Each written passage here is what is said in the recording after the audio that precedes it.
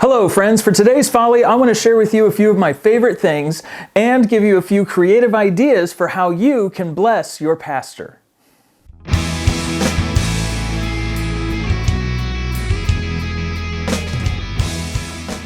Okay, today I want to talk about gifts, and I want to do so for three reasons. So here are the three purposes for this video. First and foremost, I want to express my heartfelt gratitude and appreciation to the people of my church because I am a pastor and I've pastored here at this church for 7.5 years, and I've really come to love the people of this church. I'm not perfect. I certainly make mistakes time and time again. None of us on the elder board are perfect. And yet this church has been very patient with me. And so the people who have stayed, the people who have cared, the people who have loved me and loved the ministry here at this church, who have just been patient with me and bared with me through all of it, to bring us to this point where we are now together and we are knit by the bonds of love and peace. I am just so thankful for you. And so I want you to know that, first and foremost. And then secondly, I want to highlight the creativity of this church. God has blessed this church in tremendous ways. We are just a small Pacific Northwest church, and normally smaller churches have fewer resources than bigger churches do. And yet this church is bursting at the seams with creativity and giftings and talents. And that comes out in so many different ways. And so this gives me an opportunity to brag about that a little bit. The Apostle Paul, he didn't brag about anything in himself except his weakness, right? He said, if I'm going to boast in anything, I'm going to boast in my weakness. I'm going to boast in the strength and the power of Christ. But when it came to others, he had no problem boasting about them. We see that in 2 Thessalonians 1. They were a brag-worthy church. He says, I boast about you to all the other churches. I tell them, why can't you be more like the Thessalonians? And so in that same spirit, I just want to boast for a minute about like the gifts and the talents that people have in this church and how the Lord has blessed them with so many of them. And then thirdly, I'm hoping that this video will help inspire some thought in you, that it will give you an idea on how you can bless your pastor, whether it be in a similar expression to the things that I share today, or if it's something else, that you would just think about it. Your pastors, your elders, for the people that God has placed in leadership for you, to serve you and to lead you and feed you well with His Word. Hopefully it inspires some kind of thought and how you can bless those people. So that being said, today I want to share with you 5 gifts that I have received that have just blessed my socks off. These are 5 creative gift ideas that can inspire you to bless your pastor, wherever he is, whoever he might be. Up first, we have the persecution pillow. I love this thing. Whenever I first came to the church, I said a few times from the pulpit that there's some verses you are never going to find framed for 50% off a Hobby Lobby. You're never going to find 2 Timothy 3:12 cross-stitched on a pillow. You'll find Jeremiah 29:11 till the cows come home. But there are some promises in God's Word that we give no press to. Well, sure enough, after saying that a couple of times, a sweet lady in the church came to me after a service one day and handed me the persecution pillow. She put that verse, 2 Timothy 3:12, on here with some beautiful flower flourishing around the edges. And it simply says, indeed, all who desire to live a godly life in Christ Jesus will be persecuted. I love this thing. I love my persecution pillow. Anytime we have guests over, they see it sitting there on the couch, and 9 times out of 10, it sparks some kind of conversation about the promises of God and persecution. What a thoughtful gift. Up next, I have this special leather Bible carrying case. I love this thing. Whenever I started making videos about a year ago or so, I highlighted the Schuyler Strident, and there were several people in our church here who bought copies for themselves because it is a really cool Bible, but it's also a somewhat expensive Bible. It's a premium Bible. And so one of those people was Jody Erickson. He bought a Schuyler Strident for himself. He loves it. But he decided after getting it that he really needed to keep it safe. He needed to protect it from the elements here. In the Pacific Northwest, it rains a lot and it's misty all the time. And that can really mess up your art gilding and some of the other cool features of your premium Bible. And so he decided to go onto YouTube and learn how to sew leather. And so he did that, and he created a custom Bible case for himself.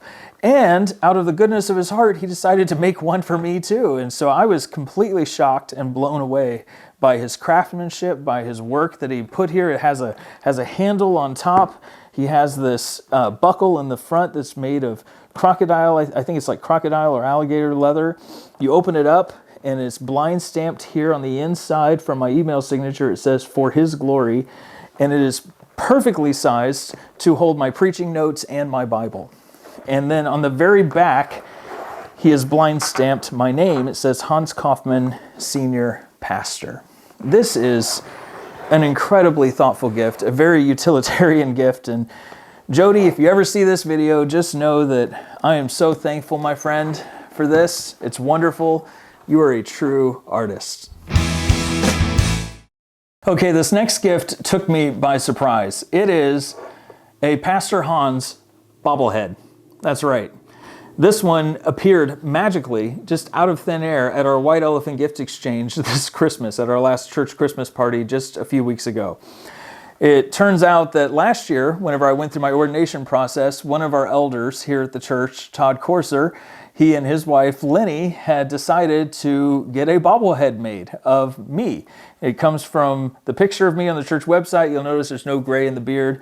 And I'm wearing my R2D2 tie, and I'm holding a Bible here.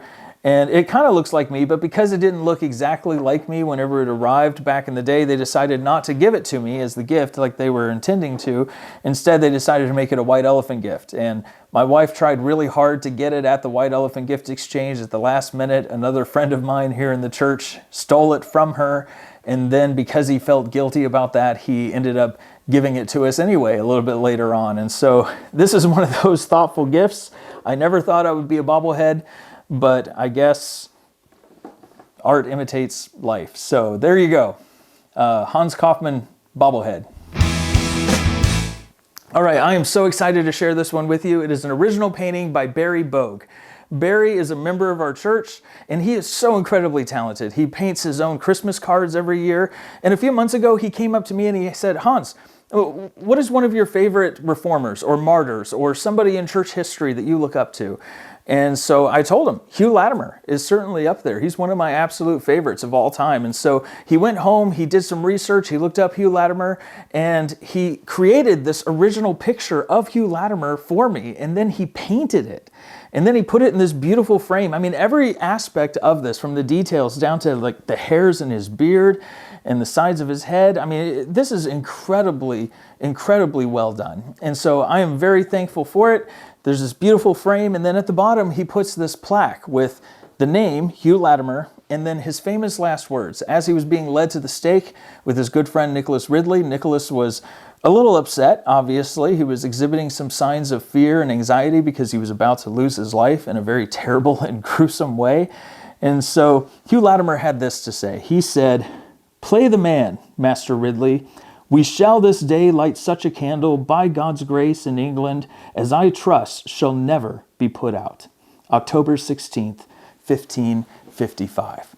How awesome is that? Finally, number 5, a few weeks ago, we received a new pulpit. This is the new one. This is the old one. You might notice a few differences between them. First of all, the old one was a wee pulpit, a small pulpit, a tiny pulpit. It was about 6 inches shorter than the national average. It was a lot narrower than a regular pulpit should be.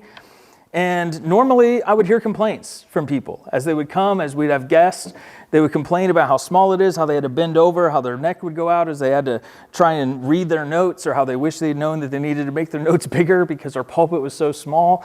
I would hear those complaints all the time. It didn't really bother me too much whenever I first came to this church, simply because I preached from a tablet. So I could make the font bigger. It didn't take up that much real estate on top. I could put the tablet on one side, the Bible on the other, and I was good to go. However, this last spring, I made the switch over to paper. And whenever I made that switch, it changed the way that I preached, and that I had to constantly move things around because there wasn't as much room on top in order to see the different things. I had to move my Bible back and forth and then make the switch over to the next page, and it was just a whole ordeal. And it drove one of our elders here at the church nuts. Drove him crazy. He couldn't stand it after a while, seeing me play this game of shuffling things back and forth on a Sunday morning. And so he asked me, what would your specs be for a pulpit? What would you like to see? And so I gave them to him, not really thinking much of it. And then he reached out to another member of the church, and her brother works with wood, and he ended up making a pulpit for us for free. And so that's what this is. This is a beautiful, beautiful pulpit. It is a great gift. The dimensions are just right. I have all the space on top. I don't have to play the shuffling game anymore. I cannot wait to preach from this pulpit this Sunday. Unfortunately, I can't highlight all of our church's talent and generosity in one video. Back home, in my home office, I have hanging up a beautiful cross stitch from Chris, as well as a number of craft paintings from Regina. And there's this painting that is going to be hung now in my home office of Charles Spurgeon. Whenever I first came to the church, I quoted him often, and a family picked up on that, so they reached out to the artist and got me this framed print, and it is one of my favorite possessions. So there you have it, 5 gifts that mean the world to me. And these gifts mean so much to me because of the people behind them. They mean so much to me, and that's how God has designed the church to work. There's a special relationship between the saints, and I am so thankful for that.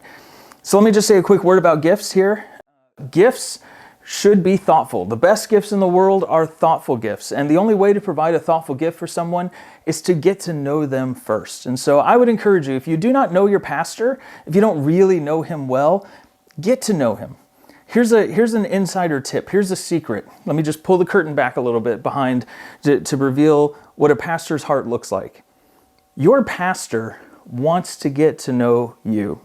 If he doesn't know you already, he wants to get to know you. Why? At the very least, if he's worth his weight in salt at all, he knows and he understands that one day he is going to have to stand before God, and he is going to have to give an account for how well he cared for your soul. That's a big deal. That is a heavy burden, a weight of responsibility that every pastor carries. And so I would encourage you, make that burden a little bit lighter for him. Make it easier for him to love you, to care for you like he has been called to, by getting to know him and allowing him, even more importantly than that, allow him the opportunity to get to know you. He needs to know you. He wants to be in your life. He wants to care for you. He wants to pray for you purposely. He wants to know you. So give him that gift. Give him that opportunity. I can tell you right now, that is going to be so much more meaningful to him than any gift that you could physically get him. So keep that in mind. At the same time, if you want to show your appreciation to a pastor, one of the best ways to do that is to come up with something thoughtful, because you've already taken the time to get to know him. So hopefully this has been helpful. Hopefully it's been encouraging. Until next time, keep preaching the folly of the cross.